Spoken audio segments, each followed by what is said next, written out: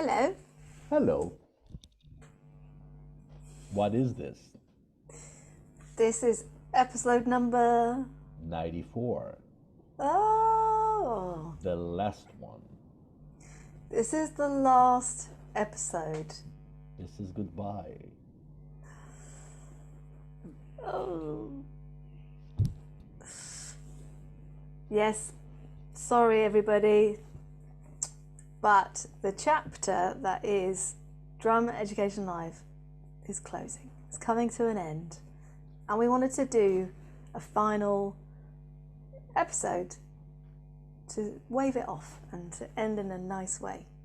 And to remind everyone that we're not going to be recording any new episodes after this one, but that doesn't mean we're going to take them out of YouTube. So they're still there. So even I will go back and watch some sometime. And I will as well. And there's also going to be episodes uploading to Apple Podcasts and Spotify because we're not actually caught up there. So I will be maintaining that until we're up to 94. So there's going to be quite a few coming out. But our YouTubes are going to be stopping. Yeah. This is it. This is it. Why? Why is it happening? I hear you crying. I believe it's my fault. I don't think it's your fault. I'm the male of this relationship, and it's usually the male's fault, so I'll take it. It's fine. Oh. Guys, you know he's not telling the truth. No, but from my perspective, I had such an amazing time doing this podcast, especially it was a bit of a saviour for lockdown and exceeded all expectations in terms of who we got to speak to. Never would little me think I'd be speaking to Dennis Chambers, Don Familaro. I'm going to forget everyone now. Yeah, I'll remind you, Billy Carbon, and I will forget as well now. Mike Johnston, Dimitri Fantini, Jamie Wallum. That was a really good one. Dorothea Taylor. Oh, love her. Hayley Kramer. So many people. Sarah Thawer. I actually have watched that episode back several times. Yes. Paul Hose. And by the way, I don't know if anyone has noticed this, but I swear to God, most drummers, apart from me and you, are called Mike. We've had Mike Dolbear, Mike Sturgis, Mike Johnston, Mike Dawson. I feel like there's more. So I'll have to change my name then. There's just loads. There's loads. I know. But yeah, so for me personally, that it's been crazy, eye-opening.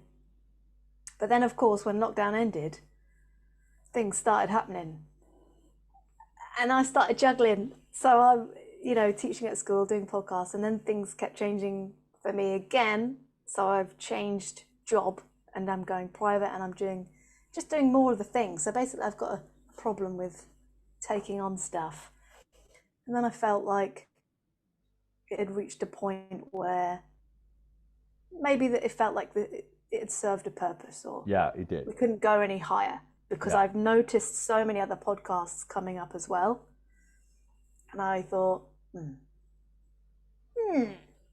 I think we did all right. I have to agree with you. It was amazing during lockdown. We got to know a lot of drummers and talk to them, people that we would probably never meet anyway. Yeah, and you know this. You know I wouldn't go up and talk because you've seen me in public. and it was good because at the UK drum show we met many of the people we talked to, it was really amazing. But I think it fulfilled its purpose. We started it as a discussion about drum education, Mm. And I think we discussed quite a lot, and we had many different insights, and Mm. I've learned a lot. There's a lot of stuff that I never thought about before that I started thinking about because of the podcast and applying to my teaching. Mm. Same here.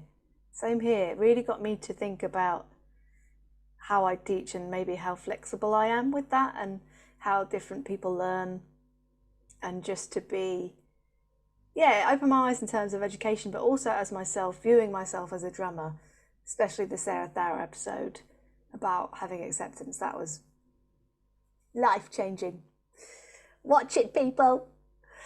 Here's a question. I've written down some questions because you saw me writing some things down at the beginning. Yeah, I saw. If you could go back in time, would you do anything differently? Are you talking about my life or the podcast?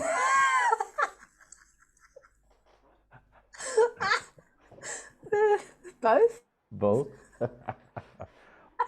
I think in terms of the podcast, probably not. I think I, even though we didn't plan for it, it ended up having uh,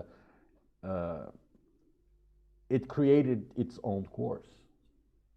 Hmm. As we did the first one when it was you, me, and Mark, and then we had the idea of having a guest, and then it changed, and then every time a different guest, but the discussion was around drum education, and I think it was a natural evolution. Hmm. So probably not. Cool. Maybe I'll change the name. I don't know. Yeah, I would have. I would do. I would do that too. Yeah. How about you? How about you? Yeah, I'll change the name because guys and gals who are watching, listening, Drama Education Live came about because we wanted to do clinics together back in 2019. Yeah. It So seems things were a another lot lifetime. different. It was so different though. Honestly, like Indy had just been born. It's crazy. You weren't in that studio. I was in another studio. Mark was with us. It's so much has really evolved in that By the time. way, Mark is fine. He's just not in the Drum Education Live group. But because We didn't Mark, murder him. yeah, because you said Mark was with us. It's like he still is not just part of Drum Education Live. He still likes us, I think. But yeah, I wouldn't go that far. There's a reason why he quit. yeah, oh god. I'll take the blame again, no problem. Well, I was like one of his first students, so I should probably take the hit for that. It's fine. But yeah, I would change the name. If I could go back, I would change the name. And then I feel like I've been really inconsistent with this is just a thing that bugs me, my like lighting and my audio quality. Because you've seen my room in all states. Do you remember? This room has been decorated, it's been echoey as hell. I think I've done one upstairs in the loft, one with Dom Familaro. I was holding an iPad because our internet was so bad at the time. And then, people, I did invest in a little podcast mic, but guess what? Doesn't really work with my laptop because my laptop's died a bit. So I basically need to sort my gear out, and I wish I would have done that different. I would have just sorted that out first, maybe. But then you don't know when you're going into it, do you? Obviously, I invested in this podcast mic, and I'm not even using it because it doesn't agree with my husband's laptop, and my laptop's broken. It's all this stuff that you need to have sorted if you want to do a podcast. But as you were saying, you don't really know until you start. Yeah, and also, I wouldn't want, I would tell myself to do it anyway. Oh I don't yeah. like it when people go, oh no, I can't, I'm not, I need it to be tip top. It's just an observation after the fact, isn't it? It's like, actually, it's like the thing of, I would never post, if I waited until my playing was perfect. That kind of thing. It's like I would just never do it then. I would never even Same play the thing. drums. Yeah. Like, how do I hold the stick again? I don't know. Yeah. But that's just like a little thing. I'm like, oh, Yeah, but then again, now you know. So if you decide to do another one, you already know where to start. yeah, exactly. Just planning, isn't it? Yeah. I was going to talk about gear Okay. quickly. Drum gear Yeah. as a little random thought. If you could only use one snare drum out of your collection, what would it be? That Why? probably that's the hardest question I've ever been asked. How many snares do you have? Ready to play 9. Uh, that I need to look after or actually set up 4 more. So 13 in total. And it's Okay. not even close to the number I want to have. Uh, Probably a snare drum that's the one I have for the longest, which is Mapex Steel Black Panther, Oh, yeah. 14 by Classic. 6. It because I've learned how, because for during a long time it was the only snare I had, so I've learned to play everything with that snare, from rock to pop to jazz to whatever, you know. What was that like playing jazz? You have to be very careful. Like just tickle it? Yeah, because the snare is not made for that. No. Nice. Yeah. I But only then have 3 snares, so but then yeah. again, you learn, if you only have one snare, that's the one you're gonna use for whatever. So Yeah, which is if you only could have one snare, which one would that be? it'd be Gavin. Gavin, who's on there, the Sona Protean snare, 14 by 5.25 Cool. birch. Nice. It's just, I've never changed the head. I don't know, just seems to have a nice crack, and I'm worried about tuning it because I don't really. Well, the tuning thing, many moons ago when people used to read stuff, I was reading Modern Drummer magazine, an interview with Jeff Porcaro, and because he lived his life in a studio, right? Hmm. The guy asked about tuning, you know, and he said, I have a sound I like, and until I get to that sound, I don't stop. So tuning might take 5 minutes or 3 hours. So if Jeff Porcaro said that, it's like, I'm off the hook. Thank God. Good. That needs to be out there more, that information. You Yeah. know? Like, I Hmm. remember feeling completely intimidated every time I was at like sound check and the sound guy would go, can you sort something out about the toms? Tune them. And you had to have like, it wasn't your drum kit, firstly, or sometimes it was, even worse. And then you're like, crap, I've got 5 minutes to make this sound good. So I'd be like, where's the gaffer tape? Just Yeah, take me up. but sometimes sound guys, they they don't want to have too much, especially if they're dealing with too many bands at the same time. They don't want to have to waste too much time, because obviously it's not like that. But bass and guitar, they're probably the sound is quite done, because the guitarists have their sound effects is basically just tweak a little bit of the amp and it's done. Drums Mm. is a little bit more complicated, And if a sound check guy has to deal with a lot of different drummers, you know, uh, so they want the easier way out, which is a lot of gaffer tape and kill the sound of the drum kit. Yeah, exactly.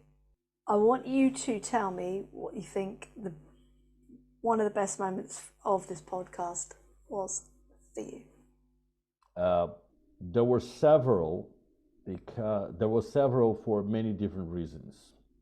So I got to talk to two of my childhood heroes that I didn't have the chance to talk to, Rod Morgenstein and Nigel Glockler. You know,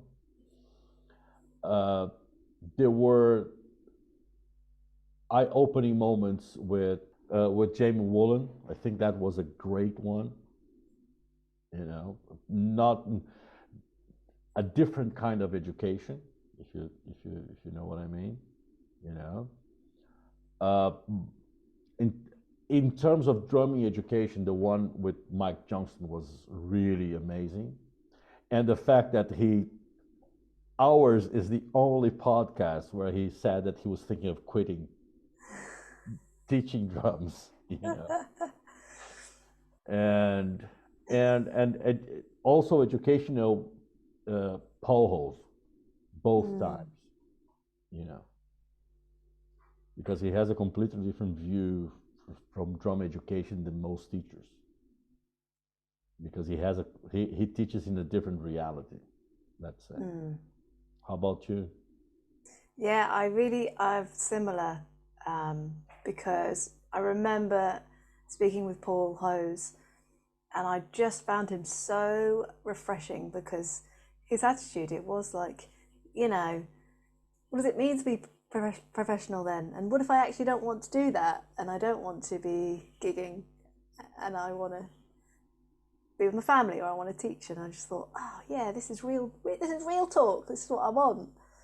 And then with JB Wallum, I remember finishing that and closing the door and just saying to my family and being a bit like, whoa, that was heavy, because he was so open and vulnerable. And that's really moving. I think when people are open with you and trust you with these life moments, I think it's really powerful. And so that stayed with me for a long time. And he's a guy who really wants people to learn from his experience. Yeah.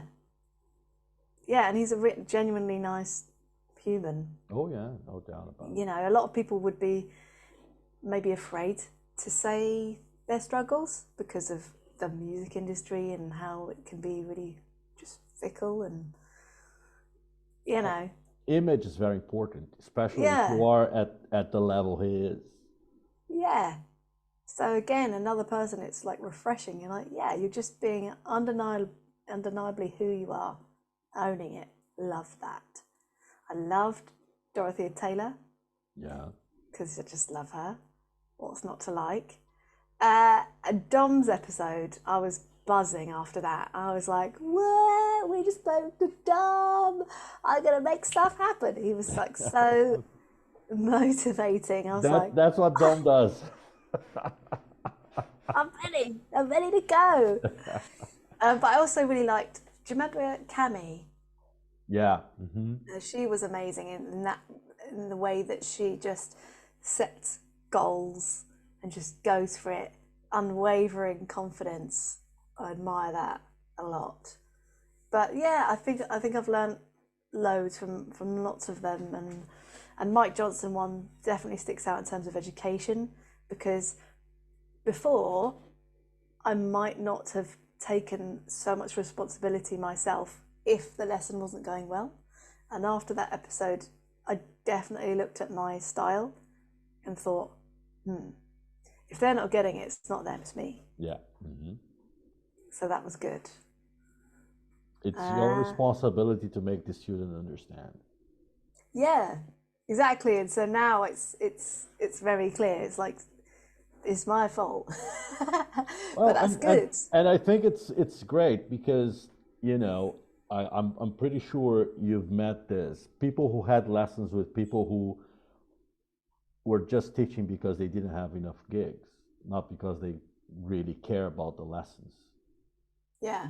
And then these people arrive unmotivated and thinking like, yeah, maybe this is not for me, Mm, you know? exactly. And it's about you making that decision to go all in and give everything and, just have the hard part of the lesson where you're like, okay, we're going to learn about note values now. Buckle up and just be okay with that lasting a while and the uncomfortableness, I think, isn't it? It's like, Yeah, it's okay, it's part of the process. true. So, future, what does it look like for you? It's so bright they have to wear shades. I believe that. That's a song from the 80s it was a duo called Timbuk 3. And Are you joking? Is that no, their I'm name? not. Yeah, Timbuk 3. And it was husband and wife. And they had this song that the chorus was, "The future's so bright, I got to wear shades." Yeah, I might Google that later. you should. It's really funny. You know, things are things are good and only getting better. The future's so Mm. bright, I had to wear shades. Well, I have this now here that I need to uh, bring to its full glory before the pandemic. Uh, there's a lot of projects that I want to do. Um, if you invite me for a new podcast, I'll think about it. No, I'm joking. I will do it. And and one thing that I'm doing well in the last couple of years, but I really want to do is play more live. I miss playing live. I like playing live. You know? In a band setting? Yeah, like a gig I did a couple of weeks ago, 3 1-hour sets. That's what I like to do. So you've got a new band, Well, right? no, I'm not. It's called Henry Kimber Trio. So Henry Kimber has a new band. I'm the drummer. Awesome. Okay, cool. Yeah. So people, if you haven't checked it out, check it out because Felipe wears a really cool hat. So apart from anything, Yeah. So yeah, it's who cares about the stylish. music or my drumming? Is the hat. Exactly. It's the style, right? And then the drumming is like icing on the cake. I love being on stage, and I let's say the first phase of Drago drums, I neglected that quite a lot, and I don't want to do it anymore. Good, you shouldn't. You Yeah, should be no, playing no, live. You I should do don't what have you much want. time left, so I have to make the most out of it. How about you? I'm actually trying to balance things a bit better this year. Not so sure how that's going. Let's talk to um, Neil. not well, he'll say, not well, which You'd is be surprised. fair assessment.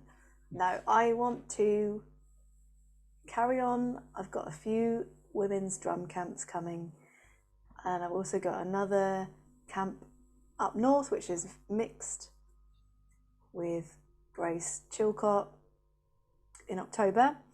But really, I want to just get my book finished about odd time signatures because it's nearly done. I just need to just do it, get on, do it, and put it out there. And honestly, like when I'm out in the garden, because we're getting a garden room sorted, I actually just like some time to just play and do some music that I actually wrote, which is not great, but it's like it's mine. Oh, it's great. It's And yours. just It's the just greatest having kind. just having that time because lately it feels like I get in this situation a lot where I just do lots of the things and then I feel like I'm doing some of them really poorly. So I want to just commit to fewer things and try and do them well. That's my plan. Cool. Sounds like a good plan. Yeah. And get really fit in the gym. That's what I'd like. Yeah, I gave that up a long time ago, so it's fine. We have a goatee, so you can like disguise any jowls. Yeah, Whereas but the goatee is I gray, so can't. it's not helping. Oh, but grey's fine now, isn't it? And 2023, it's fine. and the other thing is I have to grow a really long goatee to disguise the belly. Oh no, no one's looking at your belly. It's all good. It's all good. Yeah, that's why I play the drums. There's a lot of stuff in front of me, so Yeah, yeah, nobody sees. exactly. Yes. Well, I want to take this time to thank you, Felipe, for being consistent, showing up, being super supportive, making this incredibly easy for me because you're doing all the technical stuff. Just being an unwavering, positive beacon of drumming goodness. I'm impressed now. I'm impressed with myself. I didn't know I was all of that. Yeah. And thank you to everyone who has listened and who shared and who's like done the thumbs up on YouTube and who's commented. It really means a lot. And this is goodbye to Drum Education Live, but that doesn't mean it is the end to all things drumming, podcast, friends related. So we'll see. Yeah. Well, obviously, I want to thank everybody who ever watched it, and especially you, Kira, who had no clue who you were dealing with and put up for almost 3 years. Mark, Mark lured you into the thing and went off, and you were like, "What?" No, it's So been great. yeah, it's been. Oh, I have no complaints. It has been really great, no doubt about it. No doubt about it. And Thank thank you. you to all of our guests who have taken time out to come and talk with us. Exactly. You know, uh, big or small, they all came and they gave it their time, and it is greatly appreciated. Yes. Each guest, thank you. But there's my favorite moment of all times in this podcast. What? When Dennis Chambers comes in. That's that was worth it. The whole 94 episodes. Your face. Oh, I need to watch that again because I just remember going, well, I don't even know what to say. And you're like, how about hello, Kira? Yeah. I was like, oh, God. And then I just said stuff. He probably didn't understand a word I was saying. He was this hysterical girl. But it was really, when I had allowed him into the conversation, your face was priceless. Yeah. I have another favourite moment, but I will share with you after Okay. you press All right. stop. Okay. It's not appropriate. Oh, all right. Now I'm Yeah, interested. yeah. But you know what's funny? Just noticing, isn't it amazing how quickly the bar moves? And I'm noticing this all the time at the moment. For example, I remember 3 episodes in or 2 episodes, we were interviewing, Colin Woolway. And I was so nervous. Like, I was so incredibly nervous for all of these beginning episodes with all these drummers. And then it just kind of went away. The last person I was really nervous for,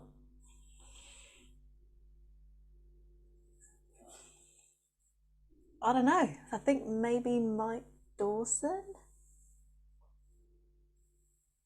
I don't know. Yeah. No, Sarah Thara. I must have been nervous for her. Yeah.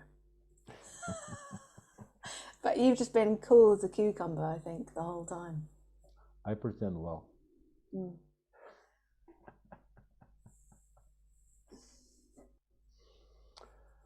Okay, people. Thank you, Kira. Thank you, everybody. Thank you. Goodbye. Bye bye.